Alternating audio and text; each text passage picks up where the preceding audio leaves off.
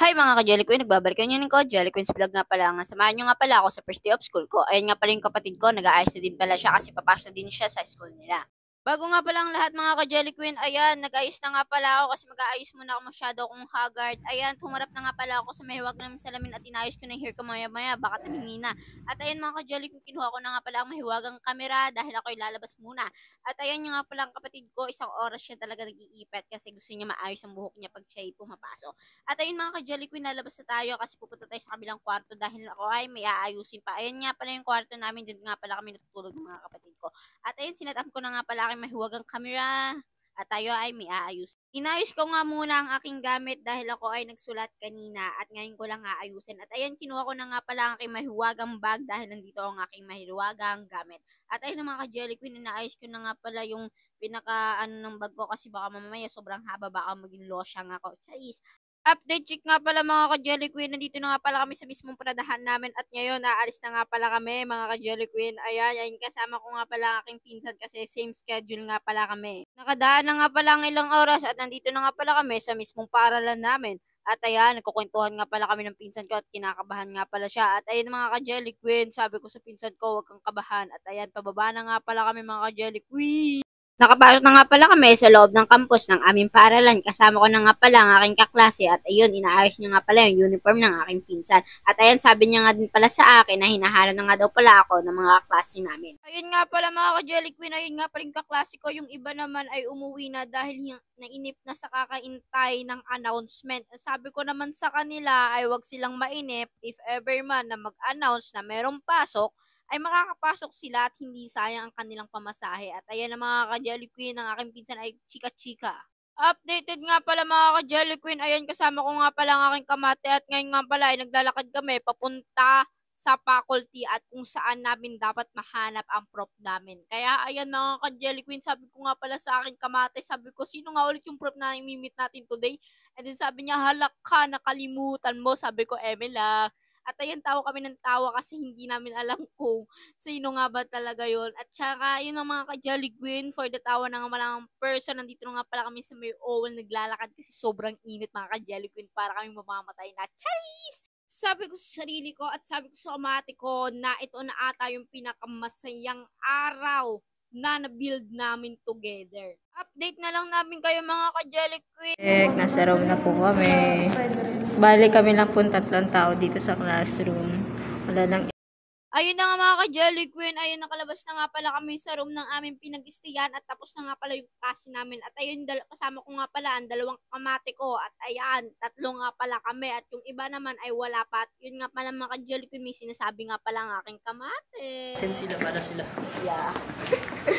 Nag-ayos lang kami ng body. May lang yun mga ka-Jelly Queen. At ayun na mga ka-Jelly Queen, update na lang namin kayo kung saan kami tatambay. Nakatan tayo.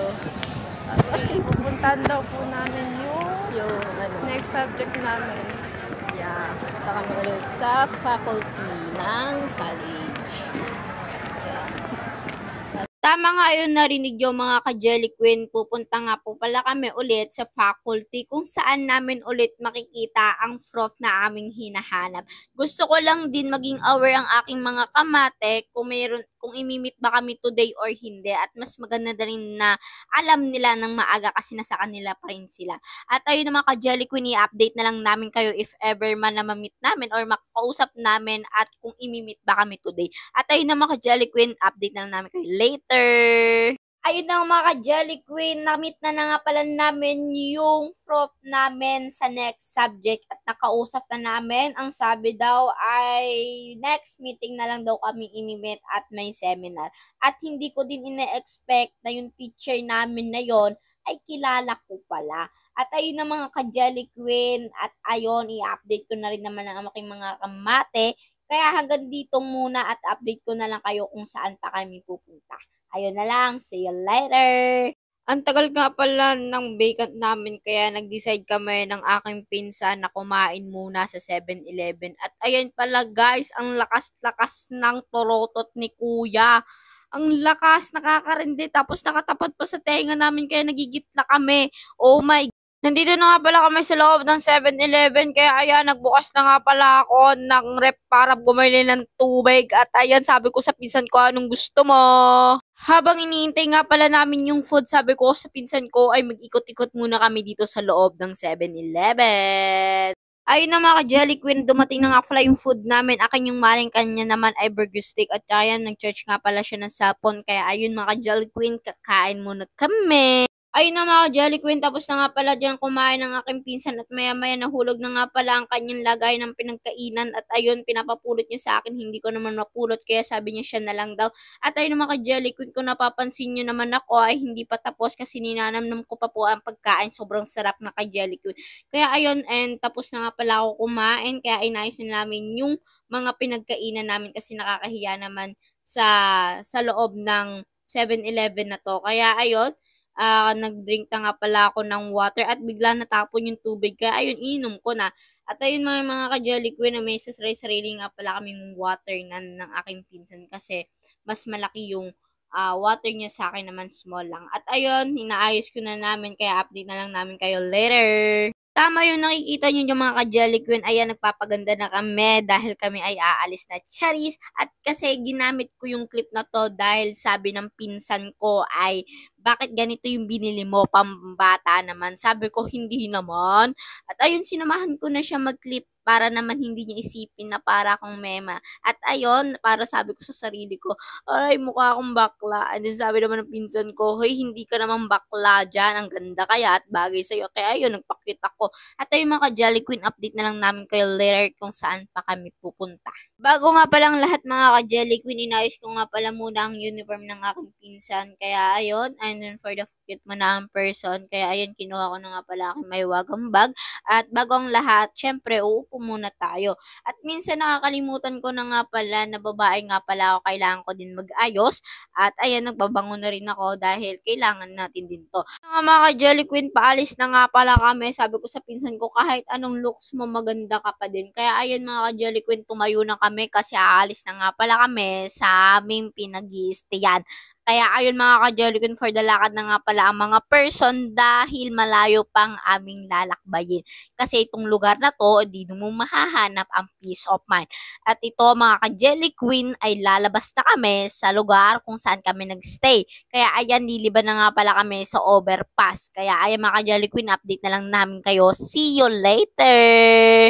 Andito na nga pala tayo sa favorite place ko. Itong lugar na to kung saan ko napagtanto yung sarili ko na kaya ko palang gawin yung mga bagay-bagay na hindi ko nagagawa noon. Siya yung unang naniwala sa akin, maniwala man kayo sa hindi.